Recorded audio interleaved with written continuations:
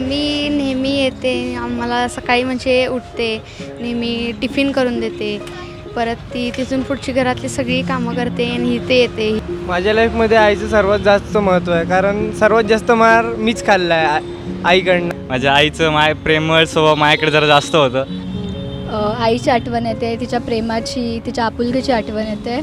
जर मी माझ्या करिअरमध्ये सक्सेसफुल झालो तर अर्थात मी इंडियन आर्मीमध्ये जॉईन होईन ॲज ऑफिसर.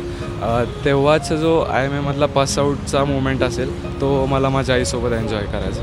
आईसाठी शब्दच अपुरे आहेत मॅडम, शब्दच अपुरे आहेत. आई हे काळजी करण्यासाठीच आहे, देवाचं दुसरं रूप आई आहे. नमस्कार. आज आपण एका अशा दिवसाबद्दल बोलणार आहोत जो दिवस केवळ एक तारीख नाही तर तो आहे आपल्या जीवनातील सर्वात महत्त्वाच्या व्यक्तीला समर्पित. होय, आपण बोलत आहोत मातृदिनाबद्दल. आई हे केवळ एक अक्षर नाही तर ते आहे प्रेम, त्याग आणि आपुलकीची भावना. चला तर मग जाणून घेऊया या दिवसाचं महत्त्व. जगातील सर्वात सुंदर आणि निस्वार्थ नातं म्हणजे आई आणि मुलाचं नातं. या नात्याला समर्पित असा एक खास दिवस म्हणजे मातृदिन.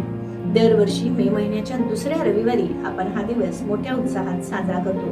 पण खरंच मातृदिन साजरा करणं इतकं महत्त्वाचं आहे का? चला शोधूया. तर आज जागतिक मातृदिन म्हणून आपण साजरा करतो. काय वाटतंय तुम्हाला आजच्या दिवशी आपल्या आईबद्दल काय वाटतंय? आज आम्ही तिघीही आईपासून दूर आहोत, सो बाहेर खातो आहे. त्याच्यामुळे आम्हाला पहिलं तर घरच्या जेवणाची आठवण येते, आईची आठवण येते, तिच्या प्रेमाची, तिच्या आपुलकीची आठवण येते. खूप काही करू वाटतं आहे, पण आता आम्ही जवळ नाही आहोत. त्याच्यामुळे जे काही आहे ते मोबाईलवरूनच चालू आहे, स्टेटस लावून किंवा कॉल करून. इथपर्यंतच आमची सीमा, इथपर्यंतच थांबते आहे सध्या. पण जेव्हा जवळ होतो तेव्हा ती किंमत कळाली नाही, आता ती कळते आहे.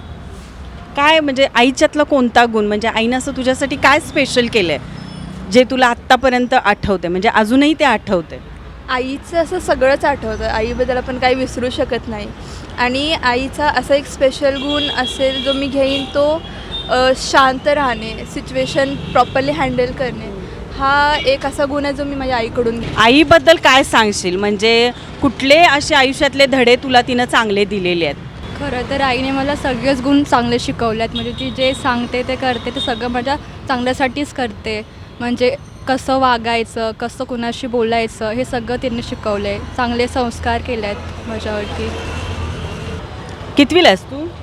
आता 7th. 7th. बरं, इथं कसलं शॉप आहे तुझं? Roll, pizza, burger, sandwich. स्कूलला जातोस? हो, जातो. मग स्कूल आणि हे शॉपमध्ये म्हणजे कसं हे मॅनेज करतो तू सगळं? सकाळी स्कूलला जाऊन आल्यानंतर नाही येते. कोण सांभाळतं हे तू स्कूलमध्ये असताना? मम्मी आणि पप्पा. मम्मी, म्हणजे मम्मीला एक हेल्प करण्यासाठी तू इथे येतोस? हो.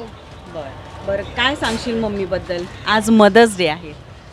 मम्मी नेहमी येते आम्हाला सकाळी म्हणजे उठते, नेहमी टिफिन करून देते.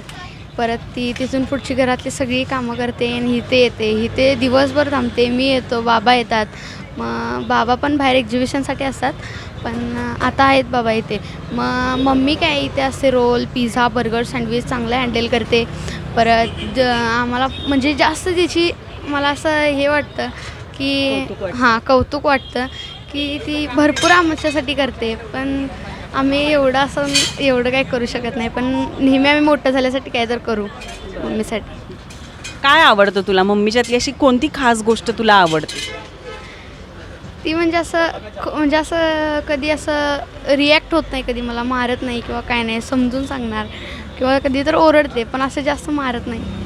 आई ही माझी पहिली गुरु आहे, माझ्या आयुष्याची नेहमी गुरुच राहणार. तुमचं नाव काय? प्रियांका. मुलगा खूप हुशार आहे तुमचा, तुम्हाला हेल्प करतो इथं येऊन शॉपमध्ये, त्याबद्दल काय सांगाल? त्याच्याबद्दल काय सांगाल? तो भरपूर आम्हाला मदत करतो. म्हणजे ते शाळेतून जाऊन आल्यानंतर मग सरळ इथे येतो, इथे थोडं मदत करतो आहे आम्हाला. आणि मग त्याची शाळा, ट्युशन ते. तर आज जागतिक मातृदिवस, तर काय सांगशील तुझ्या आईबद्दल? म्हणजे अशा काय आठवणी आहेत का तुझ्याबद्दल? एक तर मला आठवण अशी वाटते की ज्या वेळेला आई एखाद्या मुलग्याला, म्हणजे आपल्या स्वतःच्या मुलाला मारत असते, त्यावेळेला ते मूल हसत असतं. याबद्दल काय सांगशील? आता सांगायचं तर आता आम्ही लोक तर हॉस्टेलला असतो. आमच्या बाळपणाबद्दल बोलायचंच राहिलं तर मी तर असं मुलगा आहे ज्याने आईचा मार जास्त कधी खाल्लाच नाही.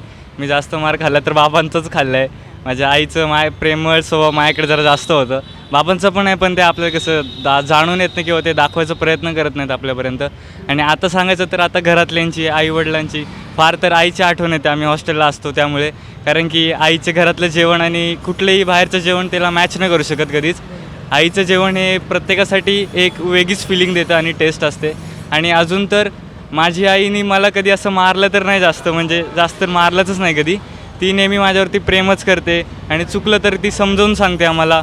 आणि आता आईची आठवण अशी फार येते आम्ही हॉस्टेलला असतो त्यामुळे, कारण आईचं जे एक हे असतं आपल्या बाळाकडे किंवा मुलाकडे, जे प्रेमळ स्वभाव किंवा जे लक्ष देणं नीटपणे, ते आता आम्ही हॉस्टेलला आल्यामुळे कुठेतरी थोडंसं मिस करतो आहे. आणि त्यामुळे आज जो इंटरनॅशनल मदर्स डे आहे त्यामुळे आईची आठवण तर खूप येते. पण आज आम्हाला त्यानिमित्ताने आउटपास पण भेटला, जेणेकरून आम्ही घरी फोन लावू शकलो, आईला विश करू शकलो. नाहीतर आम्हाला फोन अलाउड नसतं हॉस्टेलमध्ये. असं काही स्पेशल करायचं झालं आईसाठी तर तू काय करशील? आता आईसाठी स्पेशल करायचं झालं तर आता आम्ही सगळेजण जेवढे ते आहोत ते आता NDAसाठी प्रिपेअर करतो आहे. आता आमचं सप्टेंबरमध्ये, येणाऱ्या सप्टेंबरमध्ये पहिला NDA UPSC सेकंड अटेम्प्ट आहे. त्यातमध्ये आम्ही तर नक्कीच प्रयत्न करू की त्यातमध्ये यशस्वी होऊ आणि तेच मोठी आईवडिलांसाठी हे असेल आमच्या. सरप्राईज. हां. तुला काय वाटतं तुझ्या आईबद्दल? काय महत्त्व आहे तुझं, म्हणजे आईचं काय महत्त्व आहे तुझ्या लाईफमध्ये? माझ्या लाईफमध्ये आईचं सर्वात जास्त महत्त्व आहे, कारण सर्वात जास्त मार मीच खाल्ला आहे आईकडनं. आणि पप्पा प्रेमळ स्वभावाचे आहे माझ्यासोबत. कारण की आई म्हटलं की सर्व काही आईच करायची. माझं मी माझ्या मम्मीच्याच शाळेत होतो, म्हणजे आईच्याच शाळेत होतो मी पण.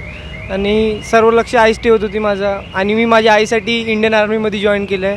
आणि मी जॉईन करणार आहे माझ्या आईसाठी, आणि माझ्या आईचं स्वप्न आहे तिच्यासाठी काही पण.